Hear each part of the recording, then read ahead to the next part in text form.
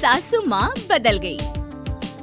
कहानी उस घर की है जहाँ बहू और बेटी को एक माना जाता था, लेकिन फिर अरे शिखा बेटा, तू रसोई में क्यों घुसी रहती है? जा, रोटी मैं बना लूंगी। नहीं नहीं माँ जी, आप बैठिए, बस सारा खाना बन ही गया है। श्वेता को बोल देती हूँ, वो खाना लगा देगी सबका। सॉरी भाभी, मेरे पास वक्त नहीं है। माँ, मुझे पैसे देना, पार्लर जाना है।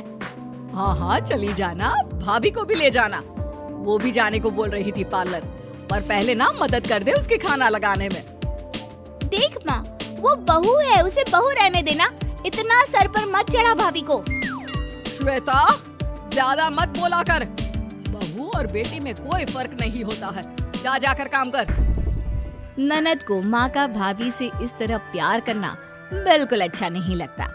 वो बार बार किसी न किसी तरह माँ को भाभी के खिलाफ भड़काती रहती, लेकिन कोई फायदा ना होता। एक रोज, अरे बेटे किशन, जा बहू को कहीं घुमा कर ला। सारा दिन घर में काम करती रहती है। हाँ हाँ माँ, हम लोग जा रहे हैं ना गोवा। अच्छा जी, भाभी ने तो हमें बताया भी नहीं। वैसे तो सारी पंचायत करती है, ये गोवा वाली बात क्यों छुपा गई हमसे? अरे क्योंकि उसे खुद नहीं पता था बहन। मुझे टिकट सस्ती मिल रही थी तो मैंने बुक कर दिया। हाँ शिखा, पैकिंग कर ले, संडे हम जा रहे हैं गोवा। दोपहर में शिखा पैकिंग कर रही थी कि सास आ जाती है। ये क्या बहू, साड़ियाँ? अरे गोवा जा रही है घूमने या फिर शादी में मायके हैं? माँ जी, ऐसा कुछ है ही नहीं, समझ में नहीं आ रहा क्या रखूं कपड़े में। अरे तेरी और श्वेता की साइज तो एक ही है, उसके कुछ मॉडर्न कपड़े ले ले, आकर लौटा देना। हाँ माँ जी, ये ठीक रहेगा। शिखा श्वेता के पास जाती है और उससे कपड़े मांगती है। ना जी ना, मैं अपने कपड़े ना दूं, वैसे भी फैल जाएंगे मेरे कपड़े, बहुत महंगे वाले हैं। शिखा मुंह लटकाकर कमरे में आ जाती है तो सास कहती है, चल तैयार हो जा, तुझे मैं शॉपिंग करा कर लाती हूँ गोवा की। बस फिर क्या था, सास बहू निकल जाते हैं मार्केट और एक से बढ़कर एक ड्रेस खरीद कर घर आते हैं। पहले बता देती कि नए कपड़े दिलाने वाली है भाभी को, तो मैं अपने ही दे देती ना भाभी को, मुझे दिला देती नए कपड़े। देख श्वेता, परिवार का मतलब सबके साथ रहना होता है, ना कि सिर्फ अपना सोचना। वैसे भी तुझे अच्छे संस्कार सीखने चाहिए। और रही बात कपड़ों की, तो शिखा, आज से घर पर भी तू मॉडर्न कपड़े ही पहनेगी। कोई जरूरत नहीं है ये साड़ी वाड़ी लपेटने की। अब क्या था, घर पर श्वेता और शिखा एक जैसे रहते।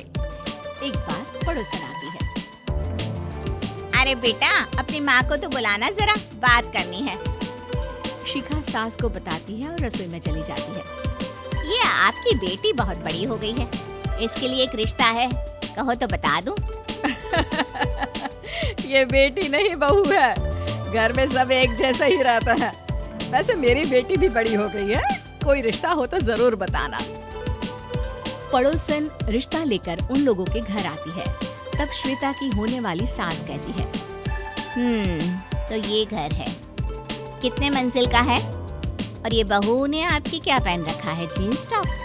अरे भाई, साड़ी वाड़ी नहीं है क्या इसके पास? देखिए, सर्दी है तो साड़ी में बहू कैसे मैनेज करती, वैसे पहनती है साड़ी भी। देखिए, हम लोग ठहरे पैसे वाले लोग, कोई कमी नहीं है हम लोगों के पास पैसों की, बहुत पैसे हैं, जमीन, नौकर, चाकर, कार, सब कुछ है, लेकिन घर में संस्कारी बहू चाहिए, समझ रही है ना? सास कुछ कहती कि श्वेता बोल पड़ती है, हाय रे, नौकर चाकर से लेकर जमीन, कार, पैसा, हाँ, मुझे रिश्ता मंजूर है मुझे। अरे रुक जा श्वेता, मैं बात कर रही हूँ ना। देखिए, हम लोगों के घर इतनी आजादी नहीं मिलेगी। अरे हाँ कर देना माँ, हाँ कर दे जल्दी से। सास क्या करती, बेटी की शादी ऐसे घर में कर देती है जहाँ ना उनके विचार मिलते हैं और ना ही आचार। शादी के बाद एक रोज फोन पर, श्वेता बेटा, एक बार घर आ जा, बहुत दिल करता है तुझे देखने का। माँ, वो घर पर बहुत काम होता है, कैसे आऊँ? बड़ा घर है, लेकिन आने जाने वालों की लाइन ही लगी रहती है। बेटा मैं तो जानती थी उस घर का हाल, लेकिन तू ही नहीं मान रही थी। माँ देख, हर घर का यही हाल है। तेरी बेटी को यहाँ घूंघट हटाने की परमिशन नहीं है और एक तरफ भाभी स्कर्ट पहनकर घूम रही है। बेटा मुझे क्या पता था कि मेरी बेटी को ससुराल के नाम पर पिंजरा मिल जाएगा। अच्छा माँ, फोन रखती हूँ, सास को गर्मा गर्म रोटी खिलानी है। तुम लोगों की तरह नहीं कि एक रोटी बनाओ एक सब्जी बनाओ फिर सारा दिन फ्री होकर घूमो।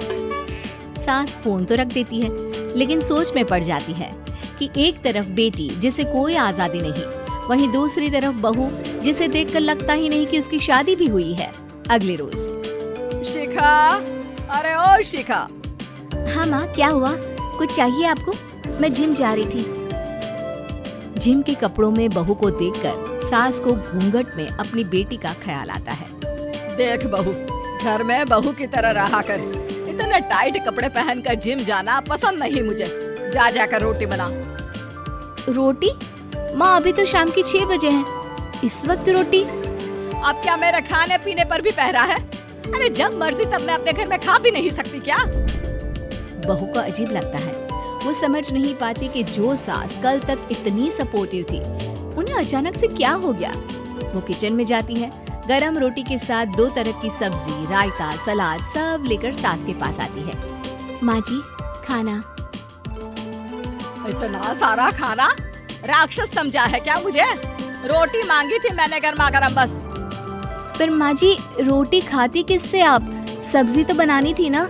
अरे भूख मर गई मेरी तेरी बहस से। जा जाकर काम कर, अंदर पूरी रसोई साफ कर।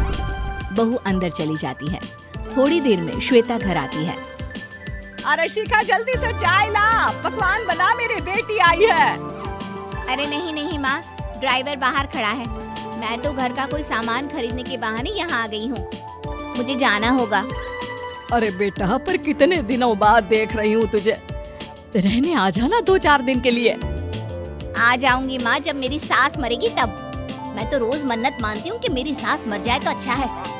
अच्छा चल, जा रही हूँ माँ। हे भगवान, कैसे कैसे दिन देखने पड़ रहे हैं मेरी बेटी को। सास अंदर जाती है, जहाँ श्वेता की जिम वाली सहेली का फोन आया होता है। क्या बात है, आज जिम नहीं आई? अरे पता नहीं यार, आज माँ को क्या हो गया अचानक। पर खैर कोई नहीं, लगता नहीं कि मैं अब जिम आ पाऊंगी। शिखा स्पीकर पर बात कर रही थी, जिसे सास सुन रही थी। यार ये सास ना होती ही ऐसी है। मैं तो कहती हूँ बुढ़िया जल्दी मरे और तू आराम से जिए। शिखा को सहेली की बात पर गुस्सा आ जाता है। माँ के मरने की कौन सा बच्चा दुआ मांगता है मोहिनी? आगे से ऐसी बात मेरे सामने मत करना। हमारे घर की शोभा ही माँ है। क्या हुआ जो थोड़ी सख्ती दिखा रही है? उसमें भी कोई ना कोई उनकी भलाई ही होगी। मैं तो कहती हूँ भगवान मेरे जैसी सास सबको दे, जो सिर्फ माँ की तरह है। सास वाली तो कोई बात ही नहीं है उनमें। सास ये बात सुन रही थी। उनकी आंख में आंसू आ जाते हैं कि क्यों वो बेटे की किस्मत में बहू को भी भागीदार बना रही थी। शिखा, अरे ओ शिखा, क्या हो गया? जिम नहीं जाना क्या? अगर कहानी अच्छी लगी तो लाइक, सब्सक्राइब और शेयर करें। धन्यवाद।